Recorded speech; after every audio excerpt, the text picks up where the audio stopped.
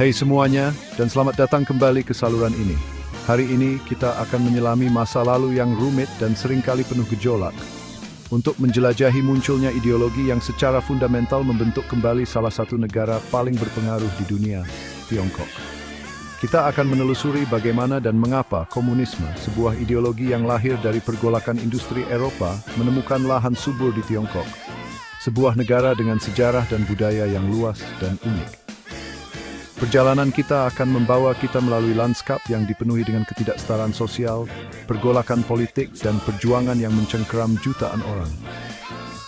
Kita akan menyelidiki bagaimana janji-janji komunisme yang menarik, seperti kesetaraan sosial, keadilan ekonomi, dan pembebasan dari penindasan, beresonansi dengan penduduk Tiongkok, terutama di tengah kekacauan dan ketidakpastian pada awal abad ke-20. Bergabunglah dengan saya saat kita mengungkap lapisan-lapisan sejarah, memeriksa faktor-faktor yang membuat ideologi komunis begitu menarik di Tiongkok, dan mengeksplorasi dampaknya yang mendalam pada bangsa dan rakyatnya. Pada awal abad ke-20, Tiongkok berada di persimpangan jalan. Dinasti terakhir telah runtuh, meninggalkan kekosongan kekuasaan yang memicu perang saudara dan kekacauan. Ketimpangan ekonomi merajalela, dengan sebagian kecil penduduk mengendalikan sebagian besar kekayaan, sementara jutaan orang berjuang dalam kemiskinan.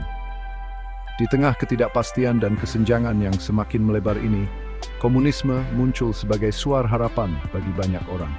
Komunisme menjanjikan masyarakat tanpa kelas, di mana setiap orang setara dan sumber daya dibagi secara adil. Janji kesetaraan sosial ini sangat menarik bagi mereka yang telah lama menderita di bawah sistem hierarkis yang kaku dan ketidakadilan yang mengakar. Bagi banyak orang Tiongkok, komunisme tampaknya menawarkan jalan keluar dari kesengsaraan mereka dan kesempatan untuk menciptakan masyarakat yang lebih adil dan merata. Janji komunisme melampaui kesetaraan ekonomi, itu juga menjanjikan keadilan sosial. Selama beberapa dekade, Tiongkok telah mengalami eksploitasi oleh kekuatan asing dan korupsi di dalam negeri. Rakyat Tiongkok yang lelah dengan ketidakadilan dan perlakuan tidak adil mendambakan perubahan mendasar. Komunisme, dengan penekanannya pada persaudaraan, solidaritas, dan pembebasan kaum tertindas, tampaknya menawarkan solusi untuk penyakit sosial yang melanda Tiongkok. Ini menyerukan diakhirinya imperialisme, pemberantasan feodalisme, dan pemberdayaan rakyat.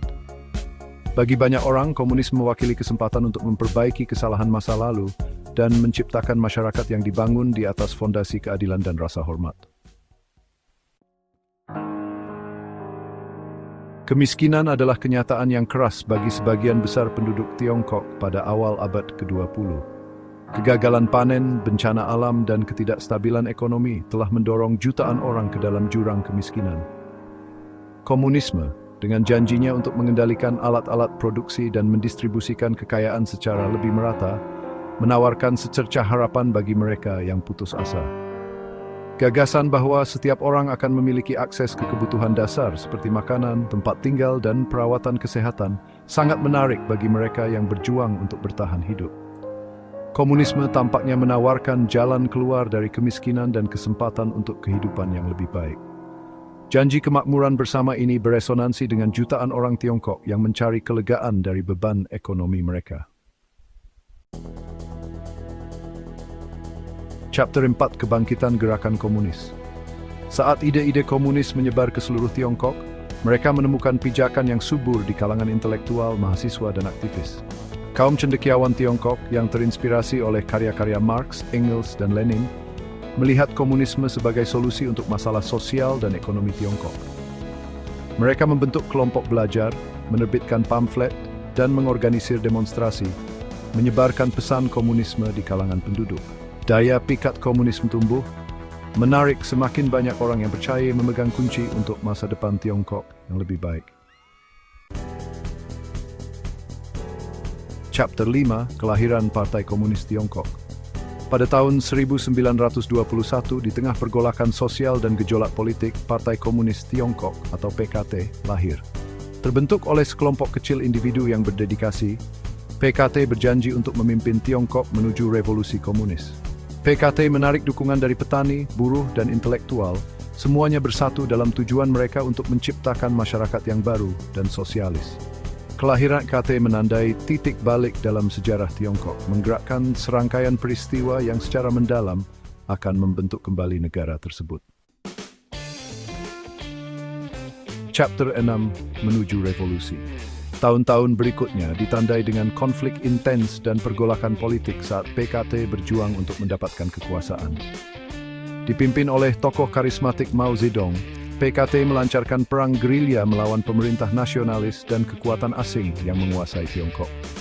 Perang Saudara Tiongkok yang berlangsung selama beberapa dekade merupakan kesaksian atas daya tarik komunisme yang bertahan lama dan tekad mereka yang percaya pada janjinya. Pada tahun 1949, PKT muncul sebagai pemenang, mendeklarasikan berdirinya Republik Rakyat Tiongkok. Kemenangan komunis menandai era baru bagi Tiongkok, mengantar serangkaian transformasi sosial, politik, dan ekonomi yang mendalam. Outro, warisan abadi.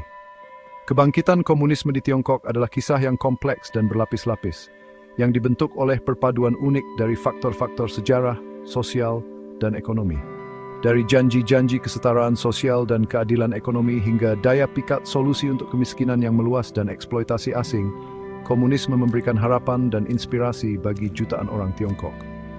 Keputusan untuk mengadopsi ideologi komunis bukanlah hal yang tidak disengaja.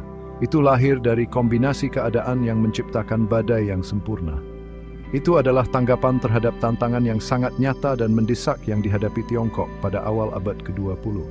Dan seperti yang dapat kita lihat, dampak komunisme terhadap Tiongkok sangat besar, membentuk kembali negara tersebut dengan cara yang masih kita rasakan hingga saat ini.